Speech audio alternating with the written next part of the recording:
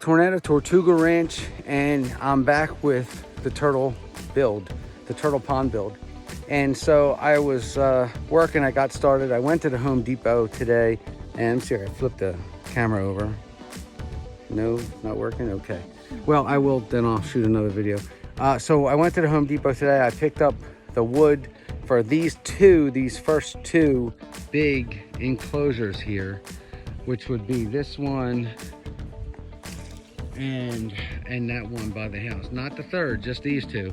And keep in mind, just the lumber up there for the underground, plus the 2x4s we're going to use for nailing uprights, nailing our boards together. All right, that's $1,000 right there. So what you see is $1,000 in the back of the truck. So just going to try and keep it real and how much something like this costs. It's pretty pricey, because I'm going to spend probably another $5,000 by the time I'm done with all the wood and everything. So I will keep track and I'll let you know. But what I did was, here, I'm gonna turn the video. What I did was, I had to, you know, when you rent a machine and you dig the initial trench, there's a couple things you have to keep in mind.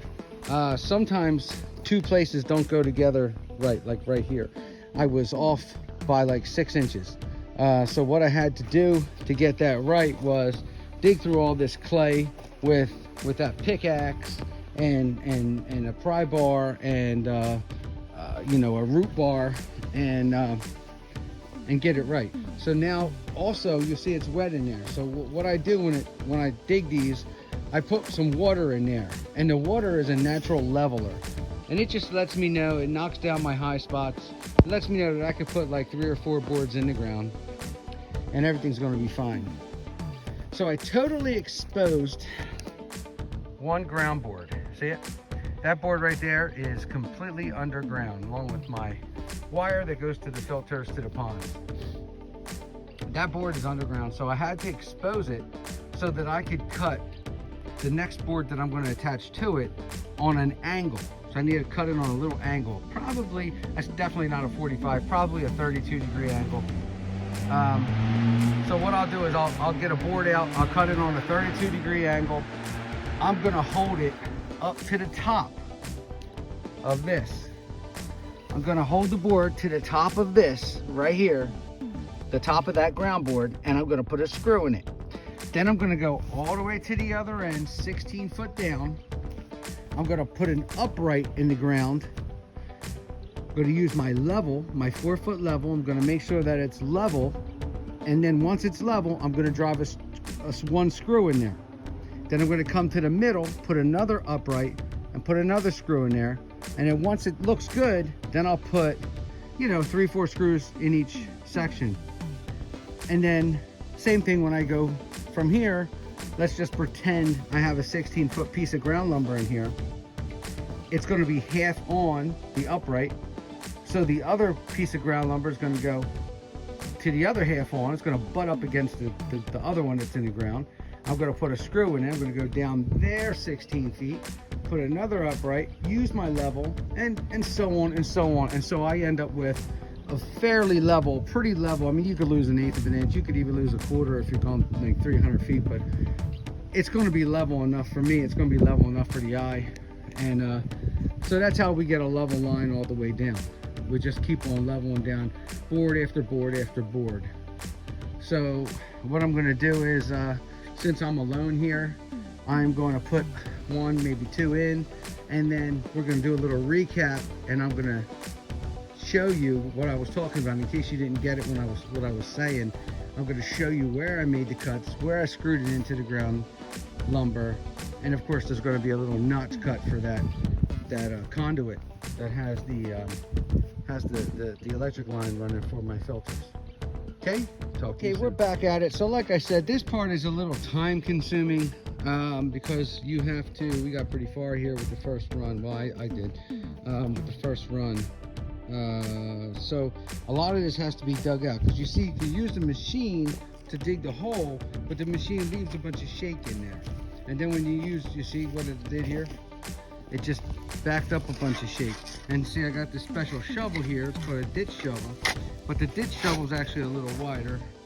So you like pulling your hair out to get it right. That looks good over there. But I'll show you what I accomplished here.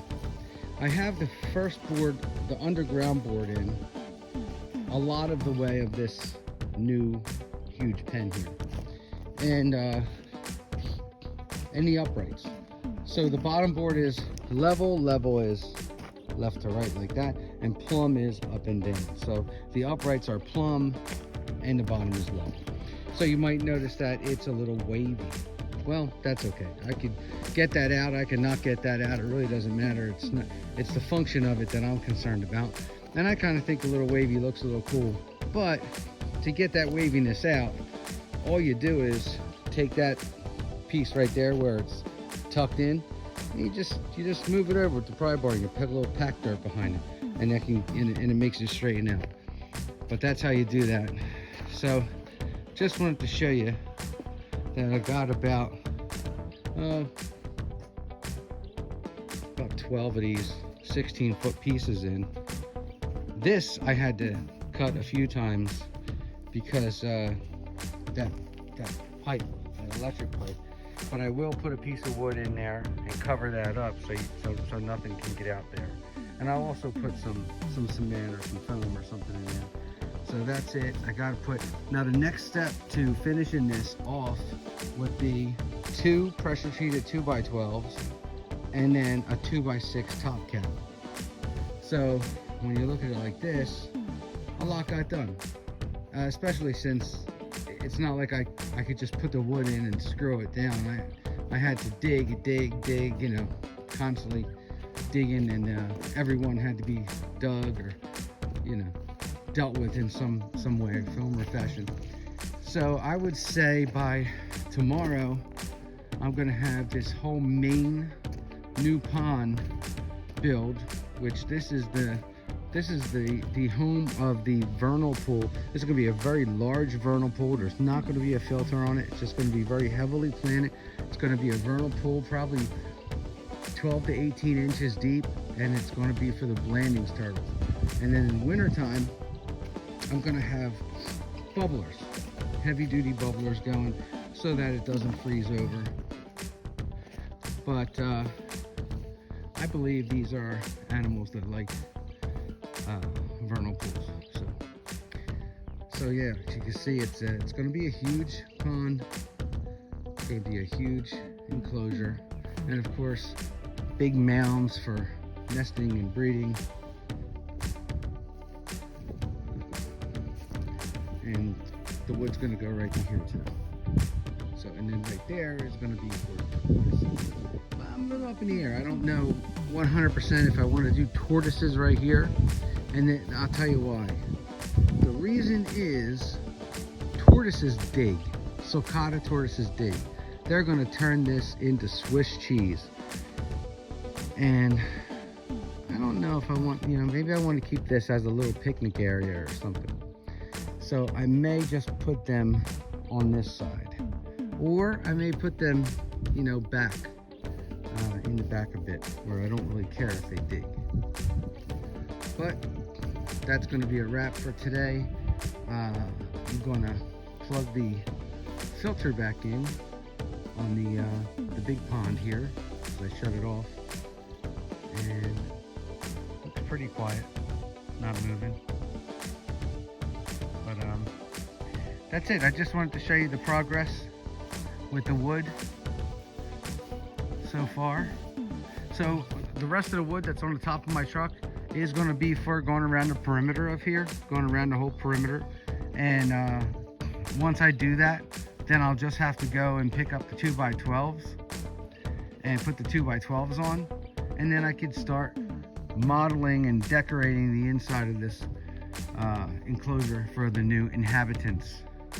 Okay, but just want to say thank you very much for watching and sticking with me through this. I will show videos along the way as I'm building it. Again, you want to get all of your seams nice and tight, just like that, nice and tight. You level the first one, you level the second one, just keep leveling them all the way, and then you'll end up with something, you know, pretty darn straight. Okay, stick with me, like, subscribe, hit the notification so you know when I put a new video up. And thank you, and God bless, guys.